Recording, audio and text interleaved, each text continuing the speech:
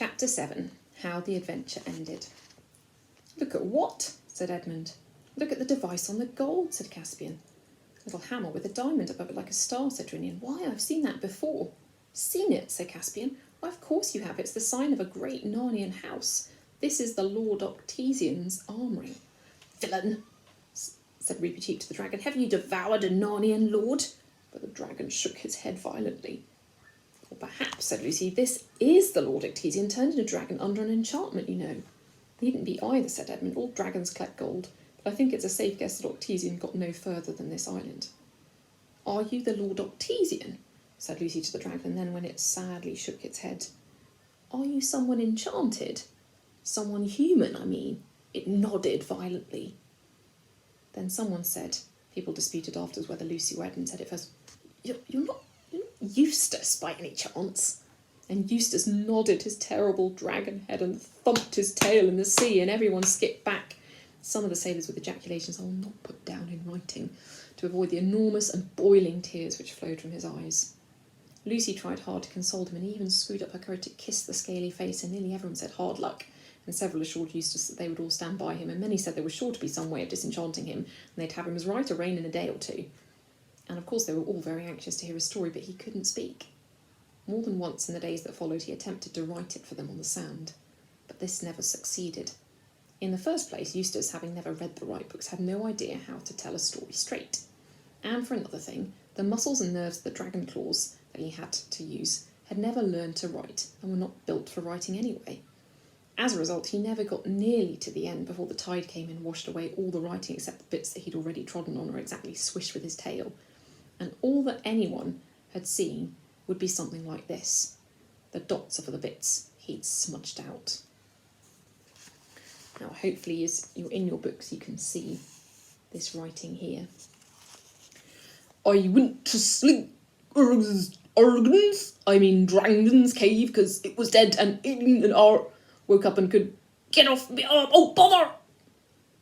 It was, however, clear to everyone that Eustace's character had been rather improved by becoming a dragon. He was anxious to help. He flew over the whole island and found that it was all mountainous and inhabited only by wild goats and droves of wild swine. He brought back many carcasses as provisions for the ship. He was a very humane killer too. He could dispatch a beast with one blow of his tail, so it didn't know, and presumably still doesn't know, it had been killed. He ate a few himself, of course, but always alone, for now that he was a dragon he liked his food raw. He could never bear to let the others see him at his messy meals. And one day, flying slowly and wearily, but in great triumph, he bore back to camp a great tall pine tree, which he'd torn up by the roots in a distant valley, and which could be made into a capital mast. And in the evening, if it turned chilly, as it sometimes did after the heavy rains, he was a comfort to everyone, for the whole party would come and sit with their backs against his hot sides and get well warmed and dried, and one puff of his fiery breath would light the most obstinate fire.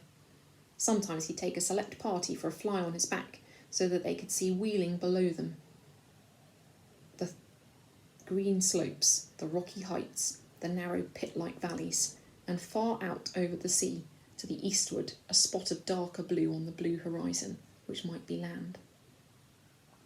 The pleasure, quite new to him, of being liked and still more of liking other people was what kept Eustace from despair. For it was very dreary being a dragon. He shuddered whenever he caught sight of his own reflection as he flew over a mountain lake. He hated the huge bat-like wings, the saw-edged ridge on his back, and the cruel curved claws. He was almost afraid to be alone with himself, and yet he was ashamed to be with the others. On the evenings when he was not being used as a hot water bottle, he would slink away from the camp and lie curled up like a snake between the wood and the water. On such occasions, greatly to his surprise, Reepicheep was his most constant comforter. The noble mouse would creep away from the merry circle at the campfire and sit down by the dragon's head, well to the windward to be out of the way of his smoky breath. There he would explain that what had happened to Eustace was a striking illustration of the turn of fortune's wheel, and that if he had Eustace at his own house in Narnia, it was really a hole, not a house, and the dragon's head, let alone its body, would have not fitted in. He could show him more than 100 examples of emperors, kings, dukes, knights, poets, lovers, astronomers, philosophers, and magicians who'd fallen from prosperity into the most distressing circumstances, and of whom many had recovered and lived happily ever afterwards. It did not perhaps seem so very comforting at the time, but it was kindly meant, and Eustace never forgot it. But of course what hung over everyone like a cloud was the problem of what to do with the dragon when they were ready to sail. They tried not to talk of it when he was there, but he couldn't help overhearing his would he fit all along one side of the deck? We'd have to shift all the stores the other side down below so as to balance, or would towing him be any good, or would he be able to keep us by flying? And most often of all, but how are we to feed him? And poor Eustace realised more and more that since the first day he came on board, he had been an unmitigated nuisance, and he was now a greater nuisance still. And this ate into his mind, just as that bracelet ate into his foreleg. He knew that it only made it worse to tear at it with his great teeth, but he couldn't help tearing now and then, especially on hot nights. About 6 days after they'd landed on Dragon Island, Edmund happened to wake up very early one morning. It was just getting grey, so you could see the tree trunks if they were between you and the bay, but not in the other direction. As he woke, he thought he heard something moving, so he raised himself on one elbow and looked about him, and presently he thought he saw a dark figure moving on the seaward side of the wood. The idea that at once occurred to his mind was, are we so sure there are no natives on this island after all? Then he thought it was Caspian. It was about the right size, but he knew that Caspian had been sleeping next to him, and he could see that he hadn't moved. Edmund made sure that his sword was in its place and then rose to investigate. He came softly to the edge of the wood and the dark figure was still there. He saw now that it was too small for Caspian and too big for Lucy. It did not run away. Edmund drew his sword and was about to challenge the stranger when the stranger said in a low voice, "Is that you, Edmund?" "Yes, who are you?" said he. "Don't you know me?" said the other. "It's me, Eustace."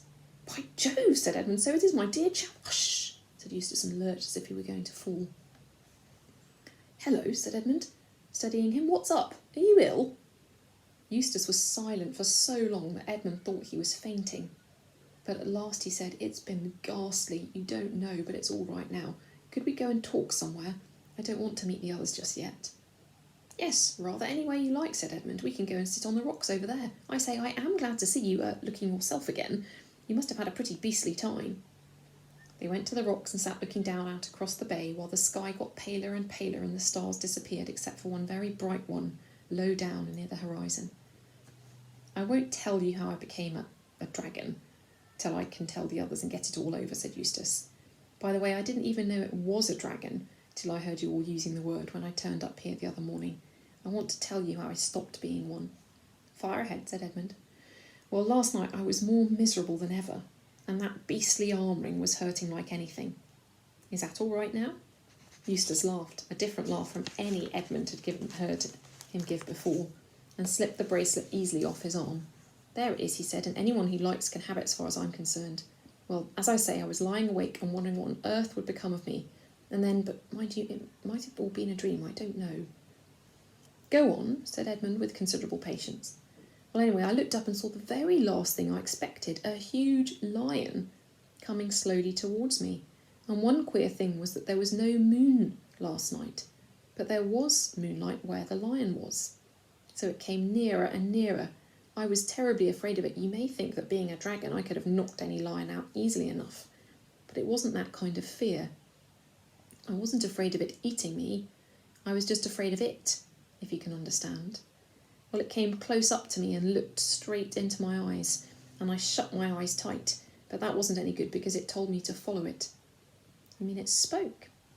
"I don't know. Now that you mention it, I don't think it did, but it told me all the same. And I knew I'd have to do what it told me, so I got up and followed it, and it led me a long way into the mountains, and there was always this moonlight over and round the line wherever we went. So at last we came to the top of a mountain I'd never seen before, and on the top of this mountain there was a garden, trees and fruit and everything. In the middle of it there was a well. I knew it was a well because you could see the water bubbling up from the bottom of it, but it was a lot bigger than most wells, like a very big round bath with marble steps going down into it. The water was as clear as anything, and I thought if I could get in there and bathe it would ease the pain in my leg. But the lion told me I must undress first. Mind you, I don't know if he said any words out loud or not. I was just going to say that I couldn't undress because I hadn't any clothes on. I suddenly thought that dragons are snaky sorts of things, and snakes can cast their skins. Oh, of course, thought I, that's what the lion means. So I started scratching myself and my scales began coming off all over the place, and I scratched a little deeper. Instead of just scales coming off here and there, my whole skin started peeling off beautifully like it does after an illness, or as if I was a banana. In a minute or two I just stepped out of it. I could see it lying there beside me, looking rather nasty. It was a most lovely feeling. So I started to go down into the well for my bathe. But just as I was going to put my feet into the water, I looked down and saw they were all hard and rough and wrinkled and scaly, just as they had been before. That's all right, said I. It only means I have another smaller suit underneath the first one, and I'll just get out of it too. So I scratched and tore again, and this underskin peeled off beautifully, and I stepped out and left it lying beside the other one, and went down to the well for my bathe. Well, exactly the same thing happened again, and I thought to myself, oh dear, however many skins can I have got to take off? For I was longing to bathe my leg. So I scratched away for the third time and got off a third skin just like the others and stepped out of it. But as soon as I looked at myself in the water, I knew it had been no good. Then the lion said, but I don't know if it spoke, you will have to let me undress you. I was afraid of his claws, I can tell you, but I was pretty nearly desperate now. So I just lay flat down on my back to let him do it. The very first tear he made was so deep that I thought it had gone right into my heart. And when he began pulling the skin off, it hurt worse than anything I've ever felt. The only thing that made me able to bear it was just the pleasure of feeling the stuff peel off. You know, if you've ever picked the scab off a sore place, it hurts like billy-o, but it's such fun to see it coming away. I know exactly what you mean, said Edmund. Well, he peeled the beastly stuff right off, just as I thought I'd done it myself the other 3 times, only they hadn't hurt. And there it was, lying on the grass, only ever so much thicker and darker and more knobbly looking than the others had been. And there was I, smooth and soft as a peeled switch, and smaller than I had been.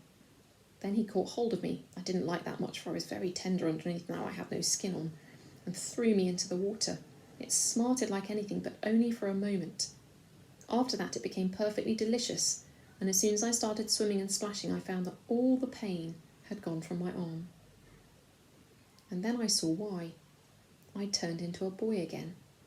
You'd think me simply phony if I told you how I felt about my own arms. I know they've no muscle and are pretty mouldy compared with Caspian's, but I was glad to see them. After a bit, the lion took me out and dressed me. Dressed you with his paws? Well, I don't exactly remember that bit, but he did somehow or other, in new clothes, the same I've got on now, as a matter of fact, and then suddenly I was back here, which makes me think it must have been a dream.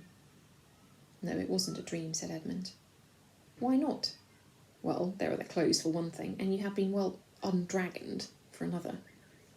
What do you think it was then? Asked Eustace. I think you've seen Aslan, said Edmund. Aslan, said Eustace. I've heard that name mentioned several times since we joined the Dawntreader, and I felt, I don't know what, I hated it. But I was hating everything then, and by the way, I'd like to apologise. I'm afraid I've been pretty beastly. That's all right, said Edmund. Between ourselves, you haven't been as bad as I was on my first trip to Narnia. You were only an ass, but I was a traitor. Well, don't tell me about it then, said Eustace. But who is Aslan? Do you know him? Well, he knows me, said Edmund. He is the great lion, the son of the Emperor oversea, who saved me and saved Narnia. We've all seen him. Lucy sees him most often, and it may be Aslan's country we're sailing to. Neither said anything for a while. The last bright star had vanished, and though they could not see the sunrise because of the mountains on their right, they knew it was going on because the sun above them and the bay before them turned the colour of roses. Then some bird of the parrot kind screamed in the wood behind them. They heard movements among the trees, and finally a blast on Caspian's horn. The camp was astir. Great was the rejoicing when Edmund and the restored Eustace walked into the breakfast circle round the campfire, and now of course everyone heard the earlier part of his story. People wondered whether the other dragon had killed the Lord Octesian several years ago, or whether Octesian himself had been the old dragon. The jewels with which Eustace had crammed his pockets in the cave had disappeared along with the clothes he had then been wearing. But no one, least of all Eustace himself, felt any desire to go back to that valley for more treasure. In a few days now, the Dawntreader, remastered, repainted and well stored, was ready to sail. Before they embarked, Caspian caused to be cut on a smooth cliff facing the bay the words, Dragon Island, discovered by Caspian X, King of Narnia, etc., in the 4th year of his reign. Here, as we suppose, the Lord Octesian had his death. It would be nice, and fairly nearly true, to say that from that time forth Eustace was a different boy. be strictly accurate, he began to be a different boy. He had relapses. There were still many days when he could be very tiresome, but most of those I shall not notice. The cure had begun. The Lord Octesian's arm ring had a curious fate. Eustace did not want it and offered it to Caspian, and Caspian offered it to Lucy. She did not care about having it. Very well then, catch as catch can, said Caspian, and flung it up in the air. This was when they were all standing looking at the inscription. Up went the ring, flashing in the sunlight, and caught and hung as neatly as a well-thrown quoit on a little projection in the rock. No one could climb up to get it from below, and no one could climb down to get it from above. And there, for all I know, it's hanging still, and may hang till that world ends.